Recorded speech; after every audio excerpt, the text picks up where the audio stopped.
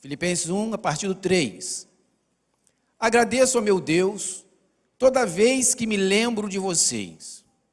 Em todas as minhas orações em favor de vocês, sempre oro com alegria, por causa da cooperação que vocês têm dado ao Evangelho, desde o primeiro dia até agora.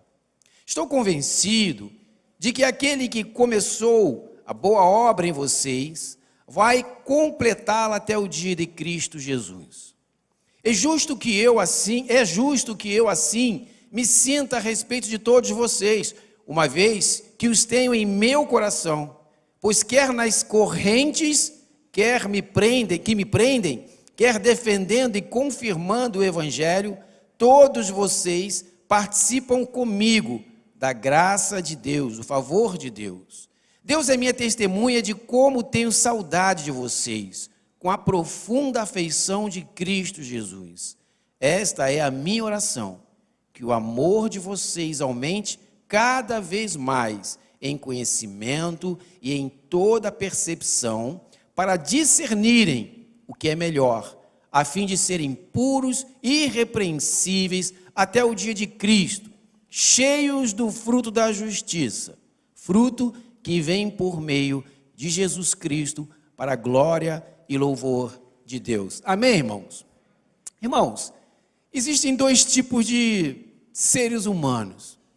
Existe aquele ser humano, crente ou não, que o estilo de vida dele é o estilo de reclamar, é o estilo de murmurar. Amanhece já reclamando. Se está chovendo, reclama da chuva. Se faz sol, diz que vai fazer muito calor. Reclama que vai para o trabalho. Reclama do trem, reclama do ônibus. Se tem carro, o pneu fura, reclama do carro. Vive reclamando da mulher, reclama do marido, reclama dos filhos, reclama dos pais, reclama dos vizinhos, reclama do patrão, reclama do funcionário, reclama de tudo. Passa o dia inteiro murmurando e reclamando. Talvez você conheça alguém assim. O dia inteiro. Ele chega no final do dia em casa exausto, mas não está exausto apenas pelo trabalho. Não está exausto apenas pelas lutas e dificuldades do dia a dia. Está exausto também pelas suas murmurações. Porque a ciência diz que quando você começa só a enxergar e replicar e falar somente aquilo que te faz mal, que te aborrece o dia inteiro, você, além de ter o cansaço físico, você tem um cansaço da alma, o cansaço emocional. Dorme-se, mas dorme-se mal. E por dormir mal, vai amplificar as suas dificuldades e não vai acordar bem fisicamente, emocionalmente. Inicia um dia de murmuração e assim sucessivamente. Este crente ou ímpio, não importa, vai viver dias infelizes. Mas existem pessoas crentes, como nossa irmã Eliane, que amanhece e sabe que será um dia de luta, sabe que vai ter que ir para o fórum, resolver problemas difíceis, fila de banco, pegar ônibus lotado, 2, 3 horas para chegar no trabalho, e lá será um dia difícil, atender clientes, lidar com colegas de trabalho, mas passa o dia inteiro louvando e adorando ao Senhor. Irmãos, esse crente que amanhece agradecendo a Deus pela chuva, hoje amanheceu chovendo, né? Eu gosto de chuva. Mas amanheceu chovendo, ele agradece a Deus. Mas amanheceu um sol quente, ele agradece a Deus também. O ônibus não parou, ele louva ao Senhor, porque Deus sabe de todas as coisas e vai adorando durante o dia, e Deus o vai ali abençoando, e o ajudando, e o confortando, dando força. Chega no final do dia com a mesma labuta, com aquele murmurador, mas ele chega em casa diferente. Ele não quer chegar chutando o cachorro. Ele chega, o cachorro faz festa, ele abraça. Ele vê a esposa, ele dá beijo. Ele vê os filhos, está feliz. Ele ouve as coisas que a esposa conta e que os filhos contam, ou vice-versa. A esposa que chega em casa ouve com alegria, apesar de estar fisicamente exausto. Porque aquele que passa o dia louvando, adorando a Deus e entendendo que Deus tem cuidado, ele chega diferente. A expressão facial, obrigado. A expressão facial daquele que se alegra no Senhor todos os dias é diferente da expressão facial daqueles que vivem entristecidos e murmurando. Nós temos aqui neste texto alguém que eu gosto muito e admiro muito, que é o apóstolo Paulo. Irmãos, quando nós olhamos a vida de Jesus, nós percebemos que a vida de Jesus veio a este mundo por uma única razão, para morrer por mim e por você. Jesus teve dias bons, irmãos. Jesus teve dias alegres. Imagine o dia da festa de bodas, onde ele faz um milagre ali, né? E transforma água em vinho, aqueles dias que passaram, como ele deve ter recebido felicitações, como deve ter sido bom, né? Abençoar aquelas pessoas. Mas a vida de Jesus, irmãos, não foi só dias bons, não. Se nós formos pararmos para ver, foram os dias difíceis também. A vida do apóstolo Paulo é a mesma coisa. A vida do apóstolo Paulo, quando nós olhamos rapidinho, parece que foi um vidão. Mas a vida do apóstolo Paulo, após o encontro com Cristo, foi uma vida muito difícil. Foi uma vida de tristeza, de prisões, de traições, perseguição, ameaça de morte. E é este apóstolo Paulo que está aqui iniciando essa carta maravilhosa à igreja de Filipe, dizendo no seu início: agradeço a meu Deus toda vez que me lembro de vocês. Irmãos, o tema dessa mensagem de hoje, essa reflexão: gratidão é bom. Gratidão é sempre bom. A conversão, o Paulo, ele inicia o texto aqui para a igreja de Filipos, e quando ele fala, eu agradeço ao meu Deus toda vez que me lembro de vocês, é porque Paulo vai trazer à sua memória, a igreja de Filipos também, algo extraordinário que aconteceu naquele tempo, quando ele esteve lá. Isso está em Atos. Paulo não estava no momento de escrevendo essa carta, Paulo estava como prisioneiro, em meio à escassez, em meio à ameaça de morte que estava aguardando a sua sentença. Mesmo assim, ele inicia a sua carta: agradeço ao meu Deus toda vez que me lembro de vocês. Que lembrança é essa que traz ao coração de Paulo, irmãos? Lá em Atos 16, 13, você vai, a partir de 16, 13, você vai ver que Atos chega na cidade de Filipos, e Deus abençoa aquela cidade através da vida de Paulo. Paulo, junto com mais alguns irmãos, vai até um local lá onde se lava as coisas, próximo ao rio, e lá encontra com Lídia. Lídia era vendedora de púrpura, ela não conhecia a Cristo, mas era temente a Deus, e ao ouvir Paulo, ela se converte. Não se converte só Lídia, se converte Lídia e toda a sua casa.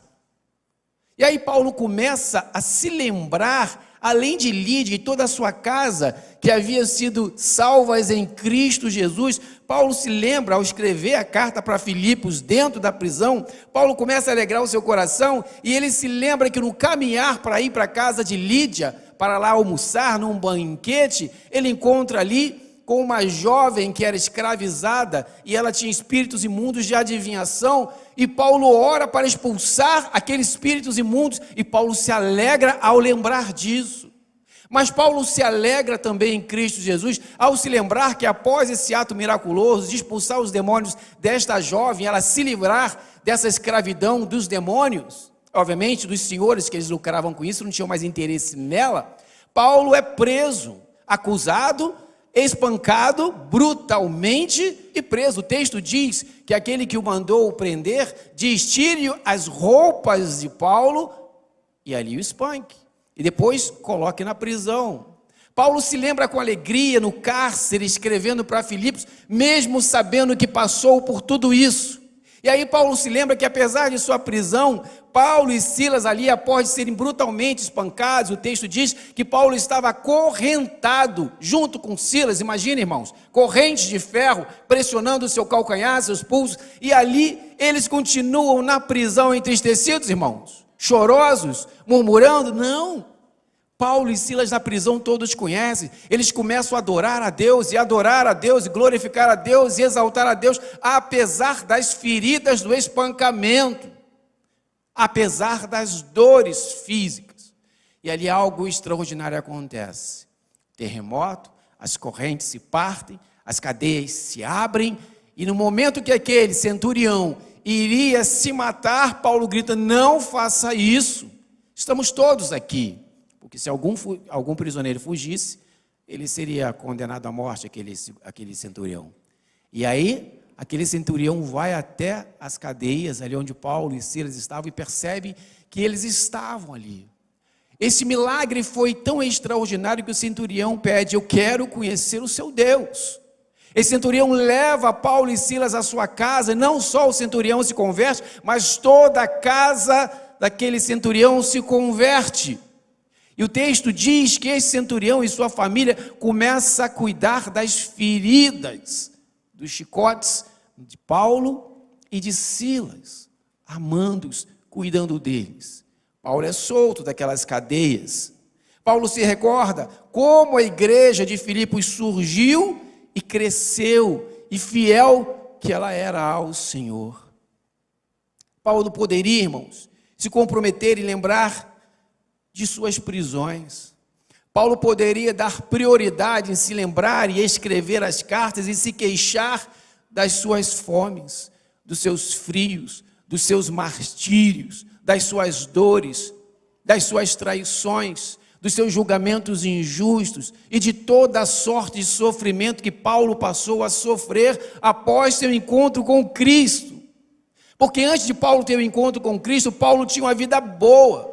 Paulo tinha status na sociedade, Paulo tinha uma situação financeira muito boa, Paulo tinha autoridade e poder humano, ao ponto de receber carta para perseguir e matar pessoas. Paulo era o cara. Só que após o encontro com Cristo, ele passou a ser semelhante em Cristo, na eternidade que receberia e recebeu, mas também nas suas dores.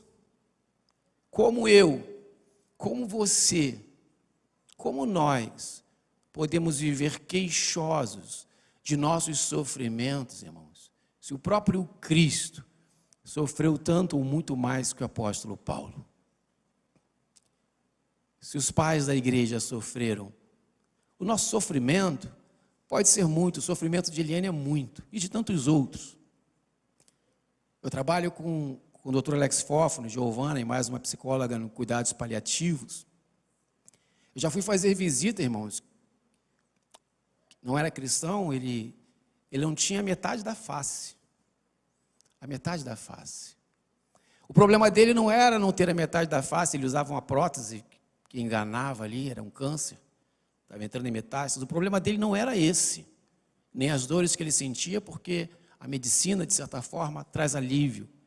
Nós não fomos ali com o doutor Fófano para levar cura à carne. Nós fomos ali naquela casa para levar salvação à alma. Porque é muito pior do que todo sofrimento que alguém possa passar neste tempo, nesta vida.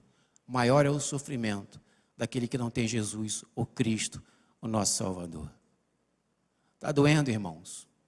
Glorifica a Deus não pela dor, mas porque Jesus Cristo morreu e ressuscitou por você. Porque um dia a graça sobrenatural através do Espírito Santo te alcançou, irmãos. Você de cego passou a enxergar a glória de Deus, de morto passou a vivo, de inimigo a amigo de Deus. Não existe nenhum milagre maior e mais relevante do que a salvação em Cristo que você recebeu. Por isso que Paulo, apesar de todo o sofrimento que ele passou e estava passando, ao escrever a carta, ele decidiu trazer à memória o que dava esperança. É uma decisão pessoal sua, é uma decisão pessoal minha, de todas as manhãs. O que eu vou trazer à minha memória nesta manhã é gratidão a Deus, ou serei um murmurador? Se você decide todas as manhãs ser um murmurador, a sua vida será o caos. Porque você está dizendo para Deus: eu não confio nos seus planos, eu não confio em Ti, não sou grato a Ti, não enxergo nada que você tem feito por mim todos esses dias. Você vai ver e morrer infeliz. Mas se você decide, como Paulo decidiu, ao escrever esta carta, você decide todas as manhãs ser grato ao Senhor, porque eu sei, ó Deus, que até aqui Tu tem me sustentado, eu sei que até aqui, apesar das minhas lutas, Tu tem me ajudado, eu sei que até aqui, apesar das perdas, Tu tem estado comigo, Tu tem confortado meu coração, tem me consolado, tem me suprido, apesar do frio, da sede, da fome, da nudez, da injustiça, mas eu sei que Tu estás comigo e que jamais me abandonou ou me abandonará. Se você toma essa decisão de ter esse estilo de vida de gratidão, você será como Paulo, apesar do sofrimento, das cadeias e martírios, você vive uma vida de paz e você consegue ser usado por Deus de forma abundante, sendo bênção assim como o apóstolo Paulo foi. Porque se você, o crente, decide ser murmurador, você contamina toda a tua casa. Mas se você decide, irmãos, ser alguém grato ao Senhor, que louva ao Senhor todos os dias, independente das circunstâncias, você abençoa a sua casa, você abençoa todos aqueles que estão ao seu redor, você dá o testemunho da glória de Deus e leva até mesmo salvação àqueles que precisam conhecer Jesus através da sua vida. O murmurador não leva Cristo a lugar nenhum, muito pelo contrário. Se ele tiver a característica de cristão, ele escandaliza aqueles que gostariam de conhecer o Evangelho. Mas aquele que é grato ao Senhor, ele prega o Evangelho em meio às cadeias, em meio às correntes, em meio às prisões, em meio às dores, em meio aos sofrimentos, porque ele louva a Deus independente das circunstâncias. Portanto, o versículo 3, é o primeiro tópico de 2, gratidão e reconhecimento, irmãos, é sempre bom. Reconheça e agradeça a Deus todos os dias. Se você gosta de ser reconhecido quando você faz o bem, se você gosta de receber um muito obrigado quando você agrada alguém, quanto mais o Senhor. Gratidão e reconhecimento é sempre bom. Versículo 4 diz assim, e é o último que eu estou trabalhando essa noite. Em todas as minhas orações, em favor de vocês, sempre oro com alegria. Irmãos, o apóstolo Paulo, ele não tinha ouro, não tinha riqueza, não tinha absolutamente nada para oferecer à igreja de Filipos. Nada. Muito pelo contrário, ele dependia das ofertas. Mas Paulo, ele era tão extraordinariamente abençoado e abençoador, porque todo aquele que reconhece que é abençoado por Deus, todo aquele que sente a presença de Deus e é grato a Deus, ele é abençoador. Paulo, ele diz aqui, em todas as minhas orações, em favor de vocês, sempre oro com alegria, irmãos. A quem vocês têm dedicado tempo para orar com alegria, para abençoar com alegria. Às vezes nós nos preocupamos tanto, irmãos, em dar presente caro para as pessoas. E as pessoas muitas vezes não precisam de presentes caros, elas precisam de Jesus Cristo, o único e suficiente Salvador. O que nossos filhos precisam não é de tênis de marca. Você pode comprar, se puder, eu compro, se eu posso. O que nossos filhos precisam não é de roupas novas. O que nossos filhos precisam não é de boas escolas. Pode ter. Mas o que nossos filhos precisam é que eu e você sempre oremos com alegria. Sempre oremos ao Senhor com alegria. Por aquelas pessoas que estão debaixo de nossa influência.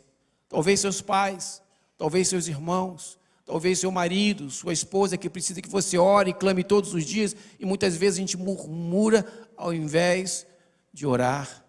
Talvez seu vizinho, que te incomoda, estaciona o carro no lugar que não é para estacionar, faz barulho, coloca músicas altas, e tanta perturbação que nós temos na vida, no trabalho, no ir e vir, ao invés de nós, crentes em Jesus, ficarmos reclamando, murmurando e muitas vezes amaldiçoando, desejando mal, nós precisamos fazer como o apóstolo Paulo: em todas as minhas orações, eu oro em favor de vocês, sempre oro com alegria.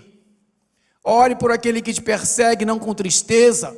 Não oração de Davi para Deus pesar a mão, mas oração em Cristo Jesus para que Deus tenha misericórdia e graça e que haja salvação naquele em sua casa, como do centurião. Como é bom retribuir com presente, sim, mas nem sempre podemos. E o que a gente deve fazer? Dê o seu melhor, irmãos. E o melhor que você tem é o clamor ao Senhor. O melhor presente que você pode dar para alguém é amanhecer orando por alguém, passar o dia orando por este alguém, anoitecer orando por este alguém, e não esquecer de interceder. Não existe nada mais importante que você possa fazer por uma pessoa do que interceder, interceder e interceder. Porque a única forma de alguém receber Cristo Jesus como único e suficiente Salvador é quando um coração de pedra transformado num coração de carne sensível a Deus. E quem faz esta obra não são os anjos. Deus nos deixou aqui, deixa a igreja de Cristo aqui, para que eu e você tenhamos misericórdia, piedade daqueles que não merecem a graça, mas como nós recebemos a graça e não merecíamos, nós temos que derramar sobre estas pessoas a mesma graça que recebemos e interceder com alegria todos os dias por estes que não merecem a graça de Deus. Todos os dias. Paulo orava, irmãos, e abençoava os crentes de todas as igrejas, independente das circunstâncias em sua vida. Eu não vou lembrar de você, ou você lembrar de mim, porque o dia está legal. Eu vou lembrar de você, e você vai lembrar de mim, todos os dias, independente das correntes, das prisões, das dores, das perseguições, injustiças ou sofrimentos. Paulo orava assim, em meio às aflições, mesmo em meio às suas prisões e açoite, Paulo suplicava, em especial pelas igrejas. Você vai ver, irmãos, quando a gente vê aqui os textos, aqui na palavra de Deus, Paulo abrindo as cartas em Romanos, não dá tempo de ler, Romanos 1, 9 e 10, Paulo está agradecendo a Deus e diz, eu oro pela igreja de Roma. Em Coríntios, 1 Coríntios 4, Paulo está dizendo, eu agradeço a Deus, me alegro no Senhor e oro por vocês. Filipenses, que nós lemos, Colossenses 1, 3, Paulo está louvando ao Senhor, agradecendo a Deus e orando pela vida da igreja de Colossos. Em 1 Tessalonicenses 1, 2, Paulo está fazendo a mesma coisa, abrindo a sua carta dizendo, eu tenho orado por vocês, eu tenho abençoado vocês todos os dias. É o apóstolo Paulo.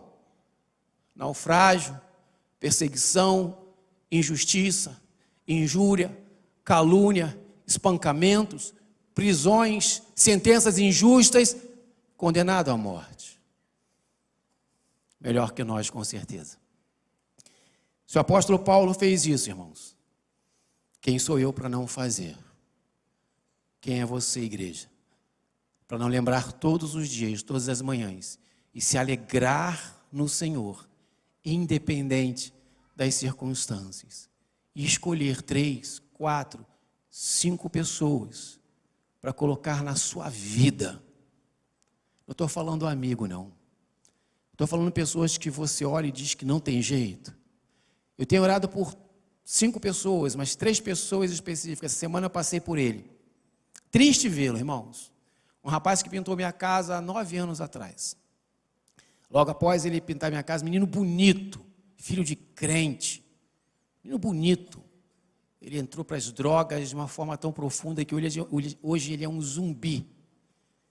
E clinicamente falando, ou cientificamente falando, a gente sabe que provavelmente o cérebro dele já foi destruído. Ele é um zumbi, ele passa às vezes nos bairros lá onde eu moro.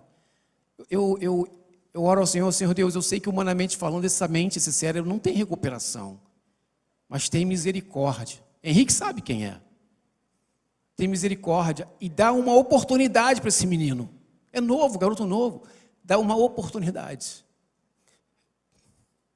para que ele possa ter uma consciência, nem que seja uma fração de segundo, consciência de Cristo. Reconheça, se arrependa, confesse, receba Cristo como único e suficiente Salvador e tu leve, Senhor. Mas que haja um segundo, uma fração de mente saudável. Cabe a Deus, né, irmãos? A gente ora, mas cabe a Deus. Ele não é nada meu, só pintou a minha casa. E eu conheço ele vagando lá há 9 anos, um zumbi. E outras pessoas que não me fazem bem ou não fizeram bem, eu tenho orado por elas também. Que é muito fácil. É muito fácil você orar por quem te faz bem. Mas você tem que aprender a orar por aqueles que te fazem mal ou te fizerem mal. E abençoá-los. Porque antes mesmo de nós existirmos, nós já éramos condenados à morte porque éramos inimigos de Deus. Mesmo assim, lá no início de tudo, Deus, no seu plano perfeito, já planejou que o seu filho nasceria para morrer por mim e por você.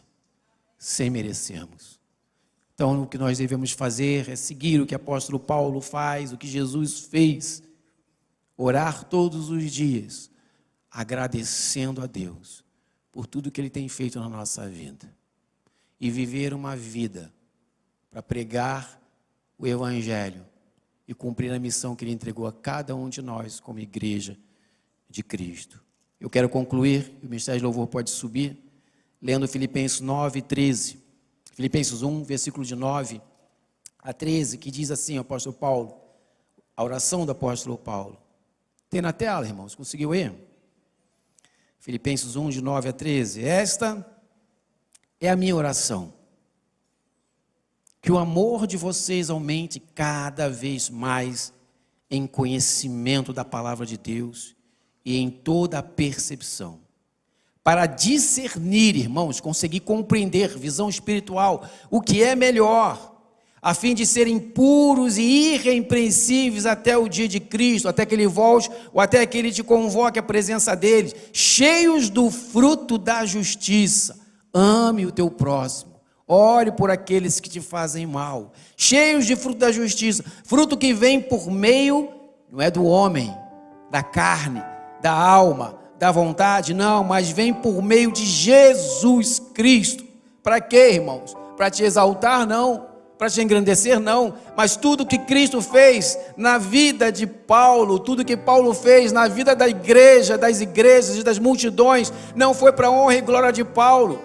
Tudo foi feito para a glória e louvor do nosso Deus, irmãos. Amém? A tua vida, a minha vida não nos pertence.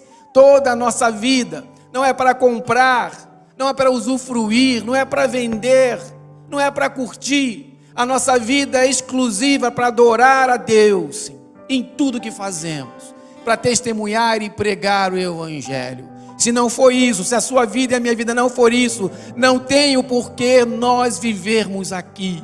Porque a salvação chegou a mim, chegou a você, chegou à nossa igreja, para que nós permanecemos firmes, orando, intercedendo por aqueles que ainda não têm Cristo, que estão condenados ao inferno eterno, e isso é terrível. E eu tenho, e a igreja tem que ter misericórdia e graça de cada uma das pessoas, dessas pessoas que você sabe quem é, e que precisam de salvação, e que você foi levantado por Deus para orar, interceder, clamar, buscar ao Senhor dia e noite, para que o Espírito Santo transforme a vida destas pessoas, que você sabe quem é, e que haja salvação em nome de Jesus. Amém, igreja? Portanto, que a sua vida e que a minha vida seja uma vida de gratidão a Deus em tudo, e a gratidão se reflita em uma vida de santidade e uma vida de oferta ao Senhor, proclamando o Evangelho todos os dias, assim como o apóstolo Paulo, independente das circunstâncias.